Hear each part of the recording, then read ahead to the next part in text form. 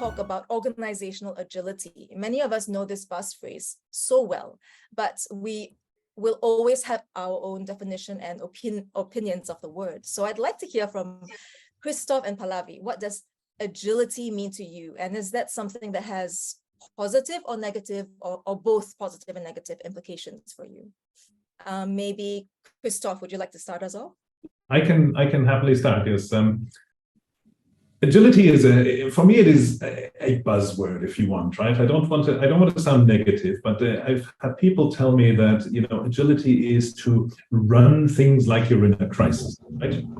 If you run things like you're in a crisis, imagine what that does to your employees, right? Running things like you're in a crisis is something that I find very dangerous if you're not in a crisis, because what will it do to your colleagues, to your staff, right?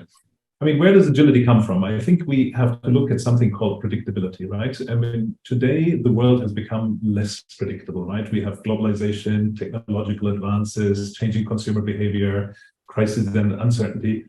Some of you may have heard the word VUCA, volatile, uncertain, complex, and ambiguous, right? And that whole term for me has somehow coined agility, if you want, right? Now, the definitions of agility obviously are very different, but at the end, most people tend to agree that the factors driving agility usually is cooperation, it's decision speed, it's things like trial tolerance, empowerment, technology adoption, simplicity, knowledge sharing, and also innovation focus. So if we look at that, if we use that part as a definition of agility, that would actually be what I understand as agility, without actually liking the word too much. Because one thing that is very clear to me is that agility, even if it's a buzzword, the underlying principles, which are adaptability, responsiveness, and also iterative improvement for companies, that is here to stay. I think we'll be looking at that for the next 50 years of business. I'd like to close this off with a quick anecdote. I have actually once been in a company where, the company management had declared, we will now be agile. And the next day, everybody found a little desk calendar on their desk, and it said agile by 31st of December. It had 6 to 8, I don't remember how many principles on there. And everybody said, we'll be agile now, right? And the same managers who actually implemented agility, when you ask them, for an appointment on Tuesday afternoon, they said, oh no, that's the day I usually go to play golf, right? They would also criticize you for not being more agile, right? So without living it from the very top, I think agility as a response to what I call this globalization and this uncertainty is impossible. So that's how I'd like to define agility. Maybe Pallavi sees this differently, but that's my take on it. No, thank you, Christoph. And no, I don't have any disagreements. I think we tend to overuse buzzwords.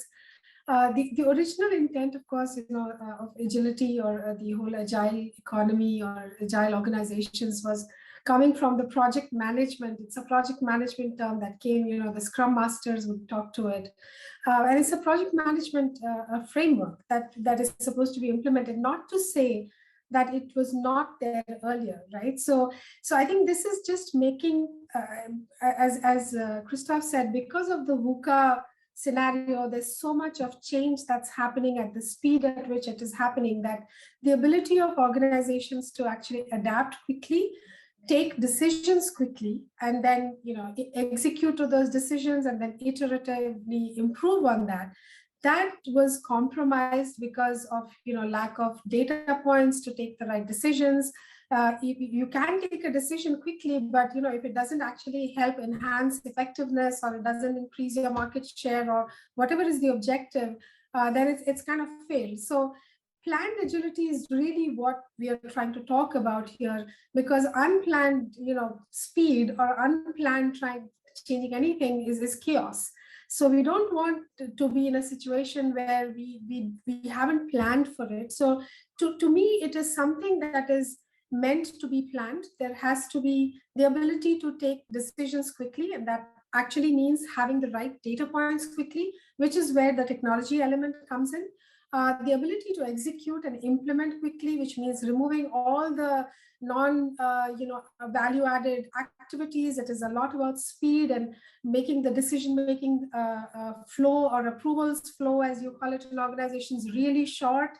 And then making sure that, we talk in terms of transformation, which personally, I don't like the word transformation because it tends to imply that there is an end state to something, you're something transformed into something else. But I think agility is a lot more about an evolutionary mindset, which is change does not really end. You continue to improve and iterate. You have to constantly go back and take a feedback from the environment on what that product or offering is, and then improve on that. So to me, and I think Christoph already touched on that, it is really the ability to iterate and improve, adapt to the changing environment, which is changing pretty fast, and how quickly and effectively you are able to do that. I think that's what agility means to me. You had asked another question around whether it is top down or bottoms up, or whether I think it's negative or positive. I think it is negative when it is not planned. It's total chaos. And it becomes a buzzword. It is, and in my view, people need to be trained for it. You can't just do a 30-day sprint like Christoph just talked about and just put placards and become agile. It definitely needs to be planned. People need to be trained for it. Otherwise, it is a negative thing. But if it is planned, it can be an extremely powerful way of bringing change in an organization. Thanks for that, Pallavi and Christoph, for sharing your views on the definition of agility. And I found that quick anecdote that you shared, Christoph, very amusing. And actually, I wanted to ask the next question, which Pallavi already has alluded to it. So let's talk about setting up a culture of agility within the organization, actually. So tell me more about your views on a bottom-up versus a top-down approach. And how do we, what are a few key characteristics that would indicate that an organization is agile and not just using it as a buzzword? I think Pallavi is right by saying it needs to be planned. If we go to the top-down versus bottom-up approach, let's first have a very quick look on this whole positive negative thing again, because every single stakeholder that you look at can have a different view. I'll give you 2 or 3 examples. On the employee side, you can say, hey, agility is increased job roles flexibility, right? But for the employees, it could also be job insecurity, right? For management, it's easier decision making, but it's also the risk of frequent strategy changes, right? For investors, it's higher return potential, but it's increased volatility. So you can go through the list on and on and on, and you'll come up with pros and cons. And I think by planning, this is what Pallavi said, by planning it, you can actually eliminate the negative factors, right? So top down or bottom up is actually a hard thing to say. I usually like hybrid approaches where where of course the hybrid approach is championed from the top, but it's actually built by the team, right? Because if it's from the team for the team, it will usually work. If it's from the boss for the team, it will mostly fail, right? So a bottom-up approach, of course, has much higher employee engagement. It's got much more practical insights because those people know what they're actually doing, right? May have more alignment issues, may have more resource constraints because they all have daily jobs as well, right? Whereas, of course, top-down approach, very strategically aligned, right? Very easy to align. You can allocate the resources because you're the boss. You can tell people what to do, right? You probably have a more rapid implementation, but one that people don't believe in so much, right? What I've tried to illustrate a little bit with that anecdote that I just gave is, what doesn't work is to just throw it on people's desks and say, here you go. I think as with anything in an organization, if you at the top do not live it, it will not become reality in your organization. You need to be the role model for it. And a role model is more than the champion, right? A role model is someone who actually has internalized this, right? And if you have an agile behavior in the context of the company's operations, then everybody will adapt to that as well over time, right? And so top down or bottom up, I don't think we can answer that. It's definitely going to be a hybrid approach in my view. Yes, that's very interesting. I like that idea of having the best of both systems, the best of both worlds. Pallavi, anything to add? No, I think Christoph said it very well. The top management sponsorship and also living the values around being agile, really, practicing that themselves, right? They're the ones that set the culture around this. And there are principles and or value systems that agile organizations need to practice. So if the top-down sponsorship is not there and they are not living the values anyways, it kind of fails. But at the same time, for any change management initiative, I think it is proven by all kinds of research that the more you co-create from bottom up, the more impactful it is, because the change management effort, actually the friction around that reduces a lot when you bring in, key stakeholders, when you bring in the right subject matter experts, and you give them the flexibility and freedom to design or come up with these solutions. That is much more powerful, and it helps to actually remove some of that friction for change management. So both the hybrid approach is absolutely critical. I don't think that there is an option here. You have to do it that way. Sounds like we're all in agreement about that. So I would like to know both of what you both think about this. So how can organizations actually achieve that balance of necessary structure and stability that organizations need to have, while keeping the flexibility that is required for something like agility? Christoph? I was going to offer it to Pallavi, because always going first means I might take some of credit. Let's hear from Pallavi first. Okay, No, it's totally fine. But I think, again, we kind of alluded to it already. It is, a little bit about the structure. So trying to set an agile culture is really looking at what is the values that you're getting out of it. What are the value systems of an agile organization? They are essentially organizations that are non-hierarchical, or should be, because if you're a very hierarchy-oriented organization, for example, and then you have like 5 approval levels, and everything has to go through a specific chain of things, and you've already lost half the speed there, which is what we're trying. So firstly, the culture of the organization needs to start gearing up for it. If you're in a project management mode, which again is an agile principle, that you kind of come together quickly to solve critical problems of an organization, you are in a project management mode. And so being able to come together quickly and solve problems is important. So you need to have psychologically safe environment. You need to make sure that people are ready to innovate. They are able to express their thoughts and their points of view, and subject matter experts are respected for their views, and it doesn't matter where they sit in the organization, which is why I said they need to be non-hierarchical. So a lot has to be invested in the organization from a cultural mindset shift point of view, because this is a lot about mindset. It will not happen just because we have deemed it that an organization needs to be agile. So I think that's the first step of it. The second, as I said, in order to set this, you do need to train people.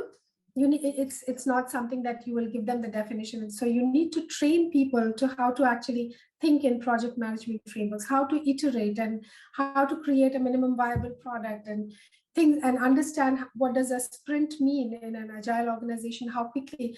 If you think about it, the average time that Apple actually takes, some of the Apple developers take to create an app, if anybody has a guess, the minimum time that it takes could be as little as 2 days to up to 4 weeks to create some of those fancy apps that we see on our phone.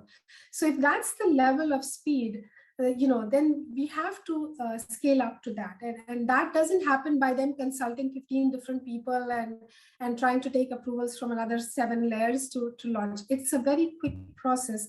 And I think that mindset shift needs to happen in an organization to set up the agile culture. Maybe I can add to that. Pallavi actually mentioned the project setting, right? I'd like to take it back to you mentioned the optimal balance between structure and flexibility, right? So this is something that's on every CEO's mind, of course, or even the board's mind, depending on from where you look at it. I think what you need is you need to have very clearly established guiding principles, right? And then you need to delegate your decision making. That needs to be decentralized, right? Those two things in turn actually require you to have a modular organization structure, if you want, which could be, you could call it cross-functional teams, right? And then you need fluid resources. You need to be able to put the resources where you need them at any given time, right? And to do this, you need review mechanisms, right? You need to check, am I still doing the right thing, right? And all of that requires a learning culture. It needs the people to be curious enough to want to learn if they're doing the right thing and adapt to it, right? So it's this whole thing of adaptive leadership, and this adaptive leadership, for me, works with technological support, but also with feedback loops, right? talk to people, understand, is this going well? Is it not going well? Do we need to change something? Do we not need to change something? How can we change it? Then change it quick, and be willing to mention if even as a leader, you've made a mistake here. You can turn the course around, right? And I think that helps agility. If you show people that nothing is set forever, you can course correct yourself as well. Thanks for that, Pallavi and Christoph. And I like how you both have actually individually connected the concepts of engagement and empowerment in your answers. So that's really great. So now let's talk about flexible executive economy, actually. I like to explore particularly the flexibility aspect of flex executive economy, because after all, it's in the name. So Pallavi, you're a future of work and HR expert. So I'm interested to know what the word flexibility means to you in future of work. Does it go beyond just working from home? Okay, so yeah, I think maybe it's going to be a little controversial. Working from home is just a tactical part of it. It's actually, if you were to work from home and you didn't have the other elements of it, you're just going to be a blocker and a non-productive person sitting at home trying to deliver a few things. I think the importance in the flexible part of it is the ability to be flexible on skills, ability to be flexible on work environment. And a lot of it therefore has to do with the changes that need to happen in the skills of the employees in order to become a remote working or a flexible work from home working person. For being a work from home person, the person needs to be outcome oriented, which means it doesn't matter how many hours I work, it doesn't matter where I work, this is what I'm going to deliver. So firstly, that outcome focus needs to happen. Secondly, the person needs to be very adaptable to changing structures. It's not limited by, as I said, by either hierarchy or structure. There's a clarity of objective that the person has and is going to basically deliver. So there is flexibility or adaptability of changing structures and models. The person is not limited by that. And then, of course, there is the whole skills piece of it. What is it that you are a subject matter expert of? What is it that you're bringing to the table that does not, need you to be sitting in office to drive some of that? So the flexibility piece here, the work from home is really, to me, an incidental thing. Even if you did not have work from home, you still have the agile principles. You still need to be agile. You still need to have an evolutionary mindset. You still need to have skills that can be transferred in quickly or repurposed. We have a concept in my previous organization, we used to call it skills adjacency, which is if today you are doing a certain type of job, how quickly can you repurpose yourself and do something else? And that happens very often because as many of the people on the call might also understand, when you hire somebody, especially senior levels, right, and suddenly that role goes away because the organization restructured. What do you do with that person? That person needs to be quickly repurposed into doing something else. But if you didn't hire the person for the skills adjacency part of it, what else can the person do?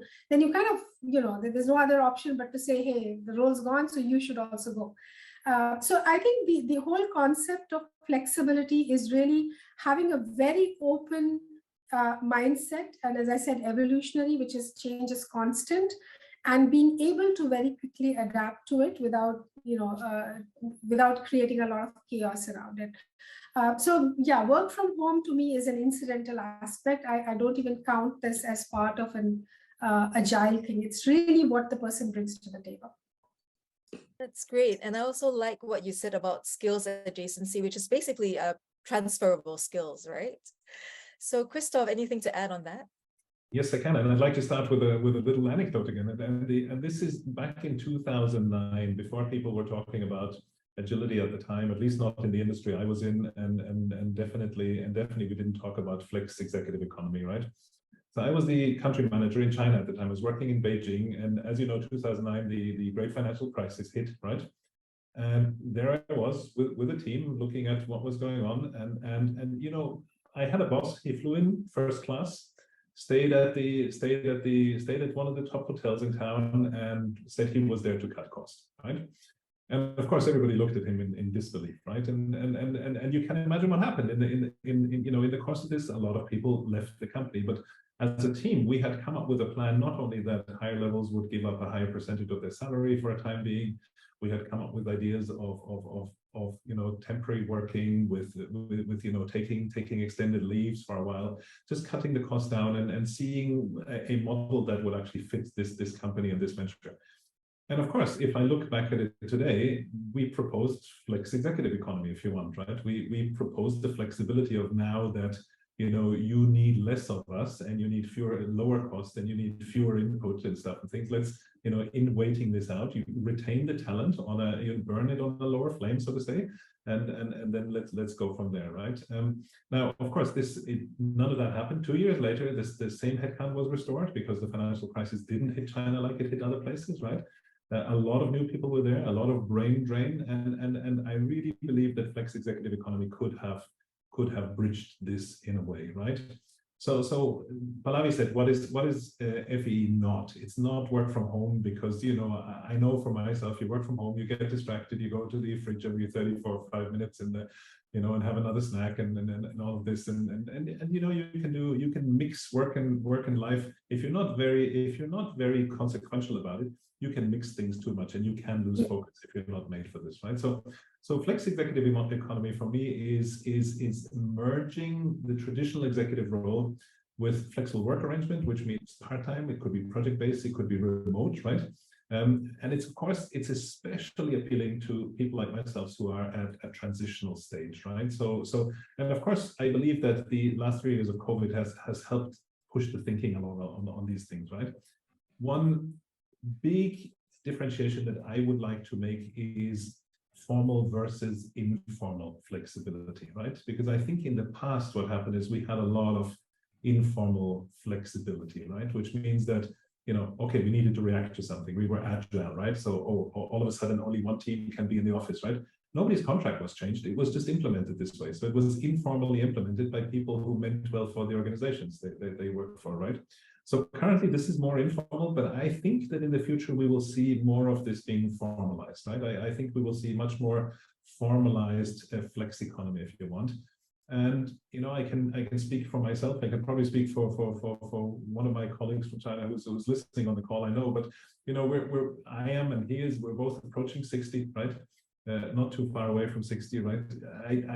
It's not like I'm getting tired of work, but I don't want to work in the way that I've worked before, right? So what I'd like to do is I still feel like I have things to give, but I don't want to be bogged down in an operational role, 60 hours a week all the time. So I need to mix things up, and I believe there's a lot that I can pass on, and there's a lot where I can support. And so that's why flex executive economy is, of course, something that's on my mind personally, and that's why I was ever so happy when KP asked me, if I wanted to be associated with Change It All and then board my job. I feel strongly about it, and that's why I'm here talking about it today. So the definition of flex economy is what I said: part-time commitments, project-based, remote work, but it's for people who are in transition, and we need to understand, is it formal or informal? I believe it will be more formal. So that's my add to what Pallavi just said. That's great to hear. And actually, Christoph, you read my mind, because we talked about, the past, right? We talked about the economic crisis, economy crisis and COVID. And I was going to ask, what are some trends that you foresee around flex executive economy? So I'm really glad that you went into that as well.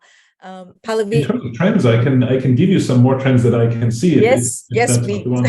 I think the flex executive economy will be based on the trend of one thing is digital integration, right?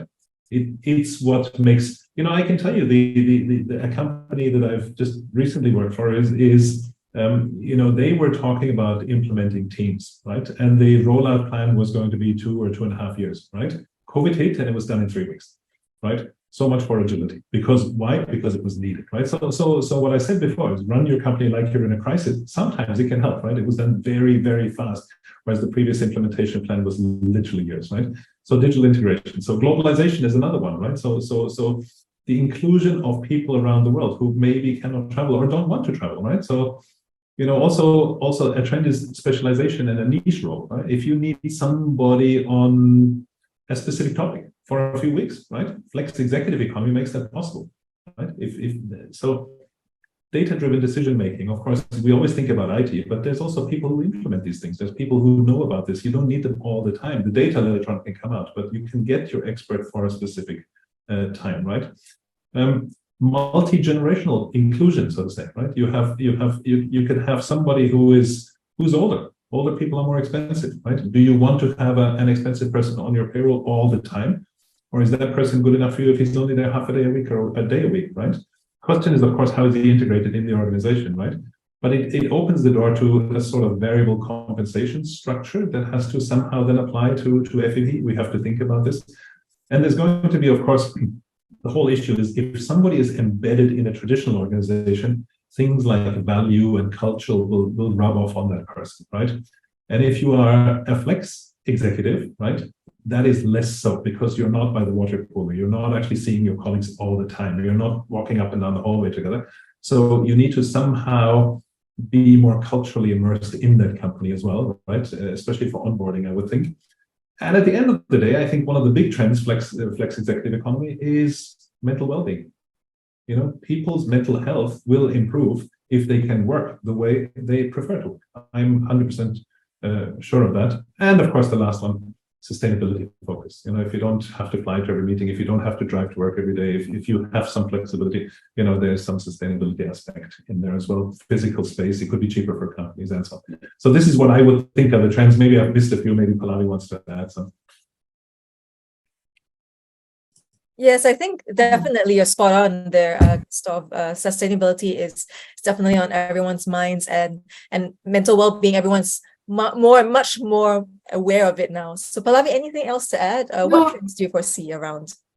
No, I think Christoph touched pretty much all of that. I think the only one that I can think of is that it is also, I mean, while you're talking sustainability, I think it's also a very inclusive model.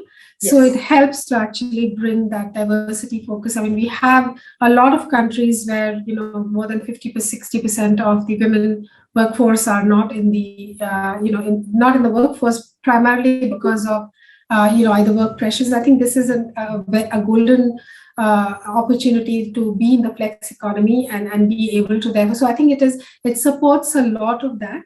And it's an opportunity to not lose that talent, because it's a waste of a lot of great talent that actually exists in many markets. And then the other one, which I feel is going to be a trend going forward, I think countries are now figuring.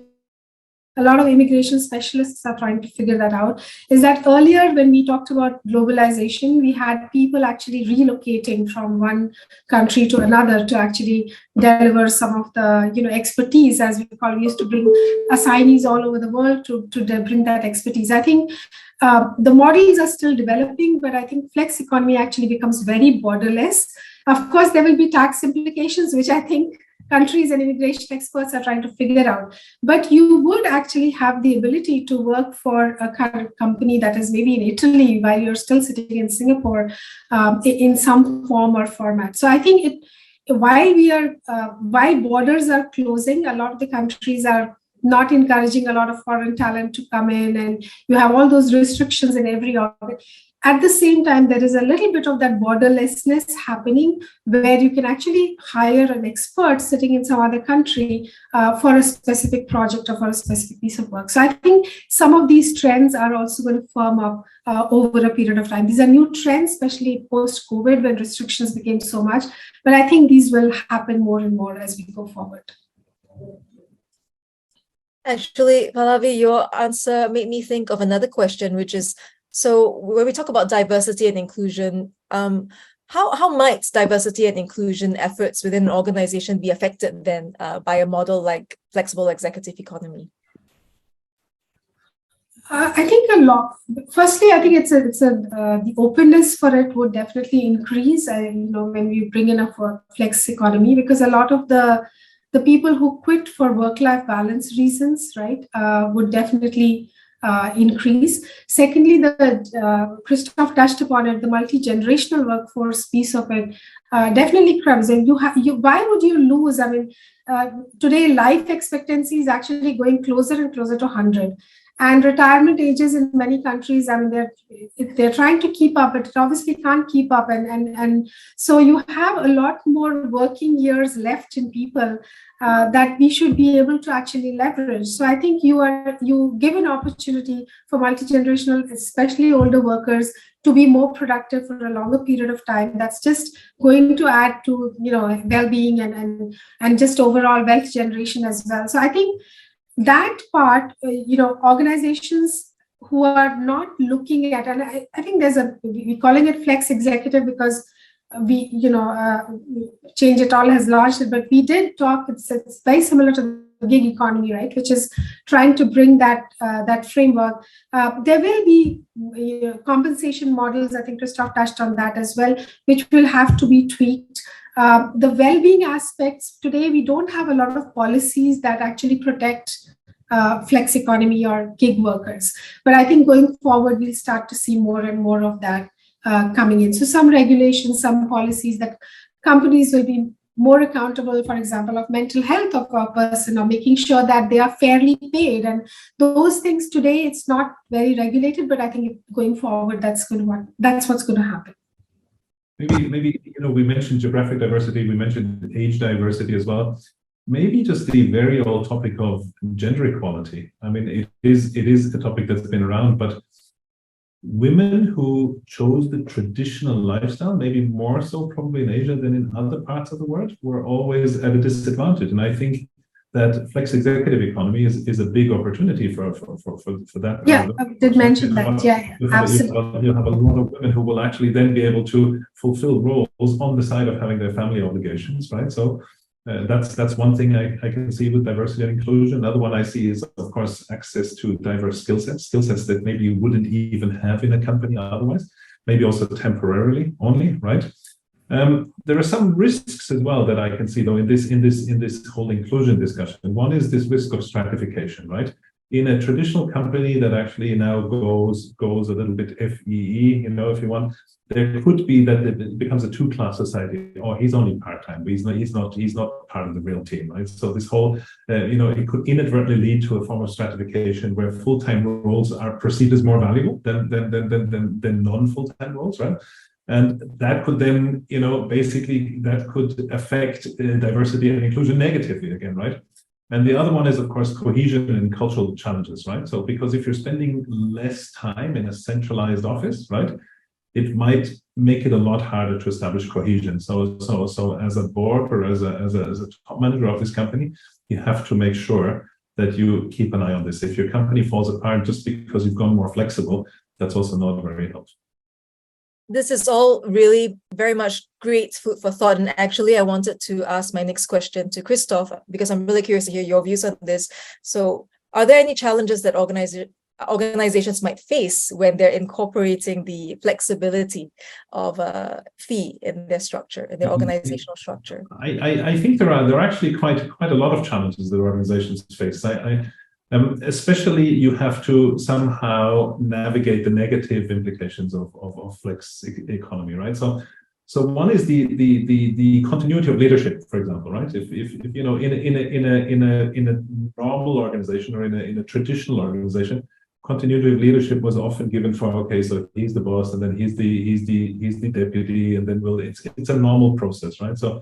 So the other thing is accountability for long-term outcomes, right? If you're in your job 20 years, you're automatically accountable for the long-term outcome, right? And if you're in a role for 6 months or 12 months, you may not care what the long-term holds, or at least there is a risk that some people will see it that way, right? There are risks regarding knowledge transfer, right? I think if you have a flex executive economy or flex economy, knowledge transfer is an issue, right? If everybody is together every day of the year, knowledge transfer happens everywhere, including the canteen, right? If everybody is working from where they prefer, knowledge transfer is going to be a lot harder. The same question is also performance metrics. Performance metrics are geared towards traditional organizations, right? How do you measure performance in a flexible organization, right? That's something. The issues are also on the regulatory side. What's the Pallavi mentioned it. What's the employment law? What are the contractual obligations? What is taxation? I don't want to go into that again, right? You also have the risk of disengagement. diminished commitment for people who, if somebody is disappointed and he's sitting straight in the office, you can see it in his face, right? If somebody is disappointed and he's sitting at home, you don't know what he feels like, right? And he may not call you to tell you this, right? So you have this risk of disengagement, right? You have a few other things. They're not as important, I think, in the bigger scheme of things, or they already captured this. There's one more, which is, of course, cost fluctuations, right? You have financial uncertainties, varied compensation structures. Onboarding and offboarding may cost a lot more money than before. You may have communication gaps. You may have cultural alignment gaps. You may have more operational complexity. So for me, those are the challenges that organizations face. But it takes us back to the very beginning when Pallavi said, if it's planned, not just planned and well executed, I think the benefits will still outweigh. And with all these challenges, actually, I would like to know, hear both your thoughts on this. So then how can organizations ensure that flex executives and flex executive economy talent remain engaged and aligned within the company's, the organization's values? Pallavi, would you like to go? Yeah, and look, I think Christoph did touch on that. The people who are, why do companies actually value full-time employees that they have, right? There's a lot more, and I'm in HR, so a lot more attention obviously is given to our own employees because they are invested in the company's success. They are long-term. I think you touched on that. They're going to bear the consequences of their decisions and their performance. So you have those aspects, sort of, which is why, in my view, there will always be a preference for a certain percentage to be regular and full-time, and they will have to be accountable and all of that, right? But at the same time, there is this huge pool of talent that is existing in the world, right? And it's not just within your borders, it's outside. It's not just sitting, in one gender, it's multi-generational, multi-gender. So organizations, frankly, would be foolish to not exploit that, because some of them could actually be fairly reasonable and some of the experts might be expensive, but you don't have to retain them for the whole year. You can just bring them for 4 months of a project. So I think from a cost point of view, efficiencies point of view, it definitely adds a lot of value to the organization. So back to the plan thing, right? It's really looking at your workforce mix, looking at your pipeline of projects and making sure that you understand exactly what objectives you're wanting to achieve. And therefore, for those objectives, what are the kind of skills that you really need? If you don't have the niche skills, you don't have them, where can I get them best out of? Which, whether it's a country or an organization, how do I then bring? So in my view, HR professionals like me in the future, like if I project 5 years, 10 years down the line, we would be writing these policies. We would be writing the well-being aspects of how to manage them, how to pay them. And so that's what's going to be our jobs in the future. The only other thing that I feel as a challenge, which is going to increase, it's just because of the whole AI and I talk about future of work all the time, and AI is a very much a piece of it, right? Is that we're going to struggle a lot more around privacy laws, intellectual property rights. So when somebody comes in for 6 months and, especially at very senior levels, and board matchup, for example, is talking about bringing them at the board level, how will we, ensure privacies? How will we ensure that the person, knowledge transfer is one part of it, but how do we ensure they don't take away the knowledge and then tomorrow, 6 months, I'm working for this company, and then 6 months later, I'm ready to take that knowledge to my competitor. So how will we ensure that some of these are protected? And I think that's where the contractual agreements that happen for flex executive, talent will have to become more robust to make sure. So you'll see a lot more legal jargons and things like that that's likely to happen.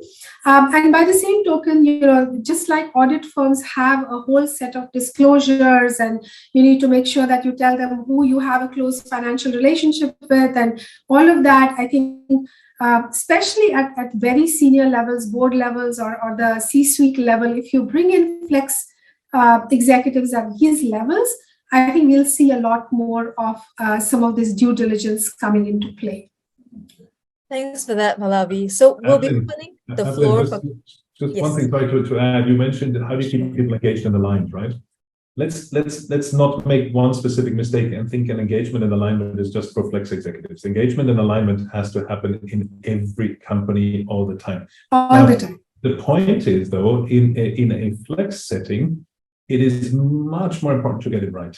Whereas you can actually get away with doing it 70-80% in a normal setting, right? And there will be some sort of alignment that just comes out of the team going to the canteen together, right? People will adopt to the norms, right? But I think you need onboarding with value alignment in the flex setting. You need to do that well. You need very regular check-ins. Don't skip a single beat. Don't miss it. You need unified vision and objectives, right? You need transparent communication. I could go on and on and on and on about this. But so the main focus is you need engagement and alignment in any case, but in the flex setting, you need to be perfect at it. Whereas in a normal setting, you can be half-cooked about it. Very well put, very well said from both Christoph and Malavi. I completely agree. I think that's a very, very important point over here. Yeah. So now, actually, we have been having a very, very great conversation, and now it's time to involve our audience participants. So the floor is now open for Q&A. So let's take some questions and comments from the audience. So please raise your hand and we'll call on you. But if you prefer, you may also type your questions in the chat box. Number one, so it's a very interesting topic. And as Christoph, I am more or less the same moment in life where in a transition, you start to look at the business life in a different way. So I also think that from a cultural point of view, that's the direction. I think that there's a need, but it's also the way our society is evolving. I think that's the direction. If it's going to be long term or not, I don't know, because I see a couple of hurdles that were already mentioned, but I think they're very critical. Number one is, I think that the assumption here, this model can only work if you have a hardcore management that preserves corporate identity. Then you can have the rest of it working. But if you have a majority or beyond a certain level of, let's say, migratory management executives, then where do you keep the identity of the company and the long-term strategy? And the second one is, this is especially for Europe, we have a more and more complex regulatory framework. And that means that the executives need to be very well aware of the specific requirements for the company in all different aspects, from production, maintenance, finance, and you name it. And that knowledge must be resident in the company and full-time. And so that's something else that needs to be addressed in order for the model to work. Danilo, I think you're right, and maybe to add one thing to this is, I think there is a difference as well. You mentioned geographical backgrounds and differences, right? But there is also this whole issue of depending on what organization you actually work in and work for, it may all be very different. If you're in a family-owned business, for example, that's very different from a non-profit organization, it's very different from an SME, it's very different from the public sector, right? So not everything we said today is actually a one size fits all, right? I do think the general trend will go in this direction. I think when you mention things like policy frameworks and contracts and taxation, that will evolve. Oftentimes it's a little bit behind because things will just flow in the direction that they need to flow. I fully agree with you on the issue, what you call it, the hardcore management. I call it a management who is very passionate about implementing this, and on top of that, they need to actually identify strongly with their people. If the people are a tool for you, then it's not going to work, right? If these are the people, I just recently heard a good speech by Simon Sinek, and he was looking at leadership, of course. And the point was that he said, like, in the office we talk about colleagues, right? And that's fine. But in the military they talk about brothers and sisters, right? So they're not actually brothers and sisters, but that's the level they'll go to in wanting to look after each other, right? And I think that is the level that you need on the executive side of wanting to care for your team and wanting to make sure flex executive economy works. And that's why when I just said, like, what are the difficulties in implementing it? If you have to go, I think actually for the boss, it'll be more work, to be honest. Right? I think the boss will have more work so that everybody else has probably got not less work, different sort of work, but the boss is more work can also be had in a different setting, right? So yes, thank you. So that's my take on what you said. Maybe Pallavi wants to add some. Pallavi, anything to add? No. I think I absolutely agree. The formal setup is going to be, important as we to make this really work. And I think Danilo is making the point that there has to be a lot more structure, and the contractual parts of it, I think, need to be very clearly defined as we go forward for this to really make and I think also it's a little bit about the leadership. We go back to the top management kind of thing, right?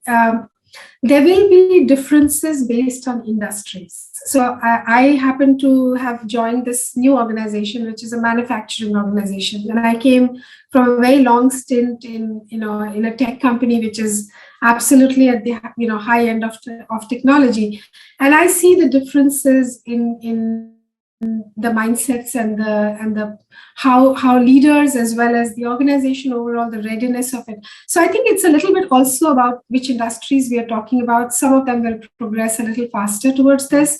It's also conducive for it. The gig economy or the flex economy, senior level flex frameworks, etc., will work better for certain types of industries, but I think it would be lagging for a few other different types. So I think we also need to take into account where that is coming from as we go forward. That's right. Thank you, Danilo, for your comment. And now we have one more question. I think we have time for one more question. Andy has raised his hand. So, Andy. Yeah. Yes. Hello, everybody. Nice meeting you here. Good. Nice to meet you discussion. Here. Hello. So, yeah, maybe to what Pallavi just said, I'm also more from a traditional industry, chemical industry. I see. And yeah, I think the question is a bit for me, okay, what is different now, this executive flex compared to, I mean, we had historically always consultants, and I'm not just talking about in the big MNCs, the McKinseys of this world, which often are also used to do benchmarking, to know what the company A is doing, and then B hires them, and that's the way to transfer some of this know-how. That's another story. But let's say you had a specialist in a manufacturing environment, be it in a textile or in a leather or in a very narrow field, and they were working then as individual consultants, as experts, often also old Asia hands with European or a Western background, so to speak, and that's one thing. Then obviously you have on the more general management, you have this interim management. There's a Swiss company actually called Brainforce. They also have offices in China and Bangkok. They do it in Europe, and that's more the executive level, but that's really interim, 6 months. I think, as you mentioned, on that level, usually people want stability. So if there's an issue or a compliance case, or for whatever reason, or a health issue, somebody drops out, then somebody needs to be, and they told me within 5 days, usually they parachute somebody in, and then for 6 months, but it's always clear that the person will be replaced, So these are two of the functions, and then how would you position this flex economy versus more the traditional consulting or interim management kind of setup? Andy, first of all, it's good to see you, and I think I'll see you in person later next month. But the one big differentiation I would make between consultants and flex executive economy is that the level of engagement on the time scale for a flex executive can be much longer. You can become part of the company and do that for a very long time, whereas a consultant usually comes in and goes again, right? And then the consultants look at their assignments and then move on from there. As you say, it's often about transferring knowledge, transferring skills, moving in, doing a project, probably also filling in for a function or a team that this company doesn't have, right? But especially when you look at flex executive economy towards upper levels or maybe even board levels, right?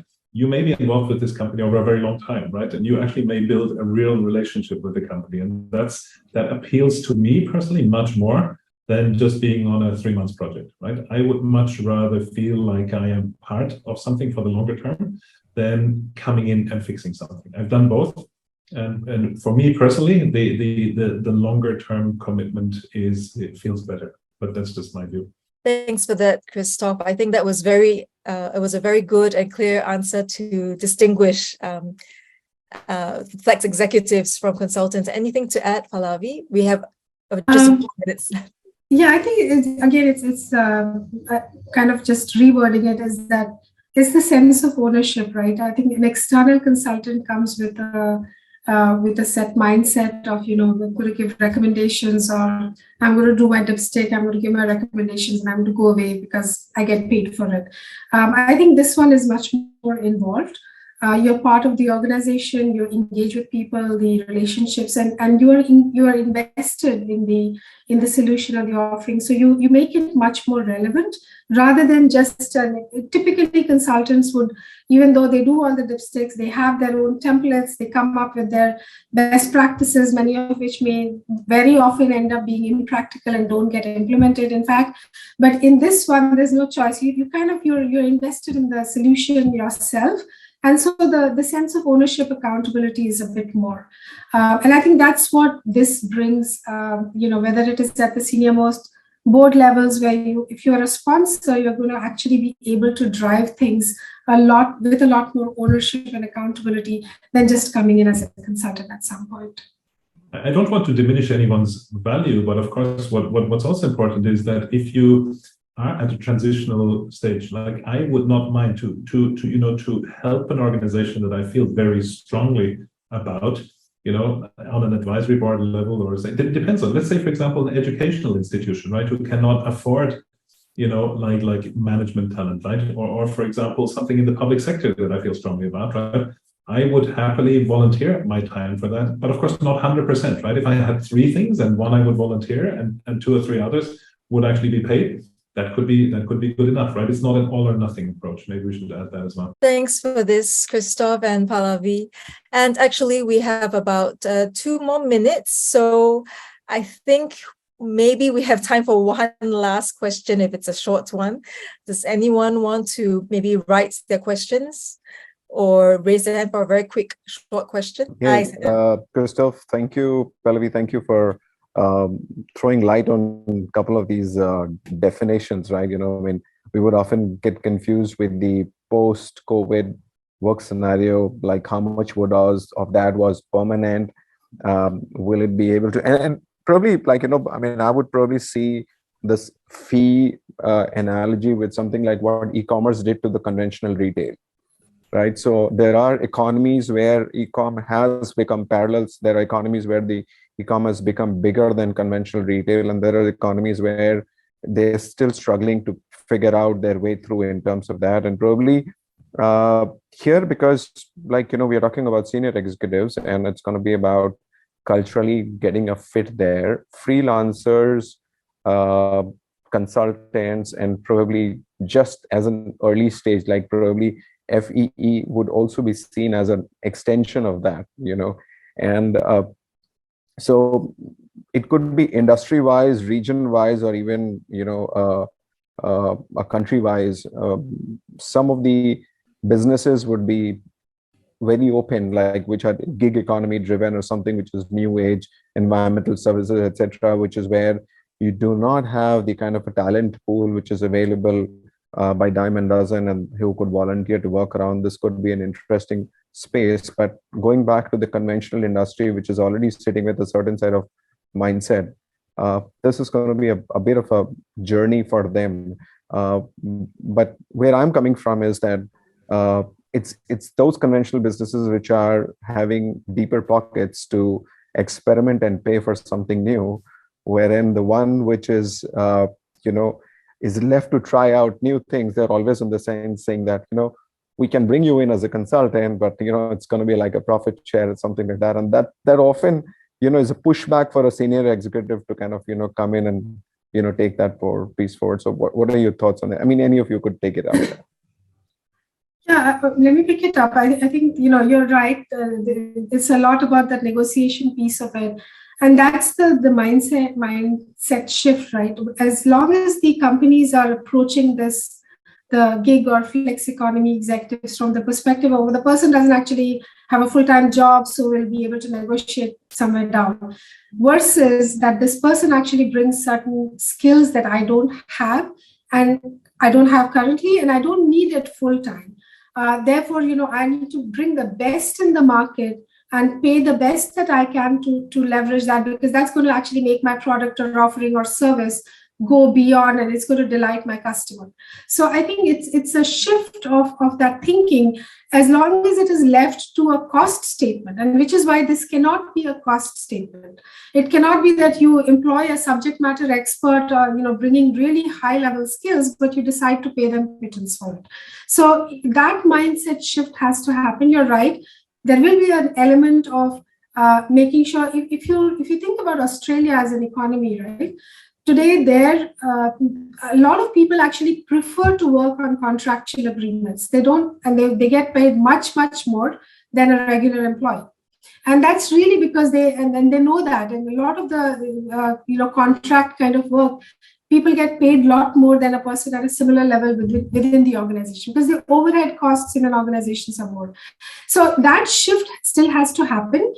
Because of the job scenario that we have today, a lot of talent is available at this point of time because of layoffs and all. There is this tendency to think that, okay, he or she doesn't have a job. It's not about the expertise, so that person will be. I think it's a little bit of a function of that. But for this to really work, the flexi and to get the benefits that we are talking about, it has to pivot towards the subject matter expertise of the individual, what they bring to the table, and with the intent that it is going to lead to increased market share, customer delight. It's going to give us a much bigger edge than our competitors in trying to bring this person on board. That shift in mindset needs to happen. Thank you, everyone, for taking the time to join us today. It has really been much appreciated, because it gave birth to such a really wonderful discussion. And let's please also give a round of applause to our special guest speakers, Pallavi and Christoph. Thank you for taking the time. Thank you very much. Thanks a lot. For those of you who would like to revisit our conversation, please visit our Change It All pages on Facebook and LinkedIn. And actually, also please visit our LinkedIn page, Board Matchup, and our Board Matchup website. Actually, the links are in the chat box. You'll find the links in the chat box. So we will be releasing more information very soon about Board Matchup. So do stay tuned for more news on Board Matchup and how to make the flex executive economy work for you.